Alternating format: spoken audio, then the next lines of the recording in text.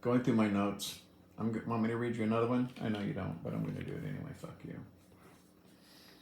1970s were a pivotal decade, not just because it saw the end of the Vietnam War, the resignation of Nixon, and the death of both the psychedelic hippie movement and very political and sometimes violent SDS.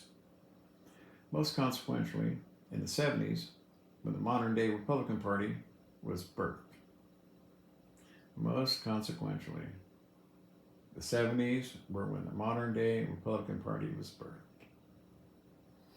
That is a sentence worth remembering. Prior to that, the nation had hummed along for 40 years on a top income tax bracket of 91%. Corporate income tax that topped out about 50%. Business leaders ran their companies, which were growing faster than any time in American history, and avoided participating in politics. Democrat Franklin Roosevelt, Republican Dwight Eisenhower renewed America with modern, state-of-the-art public labs, schools, public hospitals across the nation.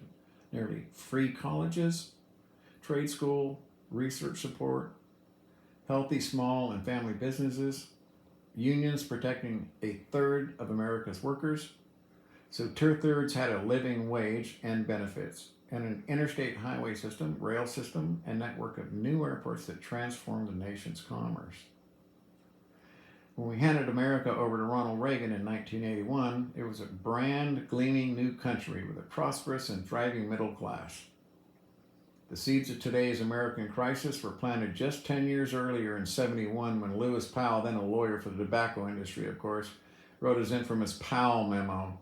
It became a blueprint for the morbidly rich, big corporations to take over the weakened remnants of Nixon's political party, and then America. Then they moved on to infiltrate our universities, seize our media, pack our courts, integrate themselves into a large religious movement, and add millions of votes and turn upside down our tax, labor, and gun laws. That effort burst into America with the 1980 election of Ronald Reagan. By 82, America was agog at the new ideas this newly invented GOP was putting forward.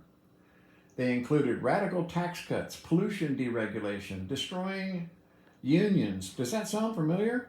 And slashing the support services of the New Deal and the Great Society, once offered people because Republicans said feeding, educating, and providing health care to people made them dependent.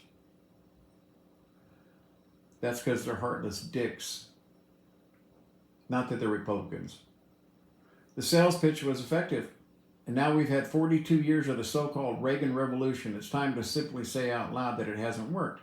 Republicans told us if we just cut the tax rate on the morbidly rich from 74%, from the 74% it was in the 80 down to 27%, it would trickle down. Benefits to everybody else, as they said, the job creators would be unleashed on our country. Instead of a more general prosperity, we now have ended up with the greatest wealth and income inequality in the world, as over 50 trillion was transferred over 40 years from the bottom 90% to the top 1%. This is where it remains today. I have a lot more in this, but I'm not going to read it. I think you get the fucking point. When I talk about when I was young, that's here.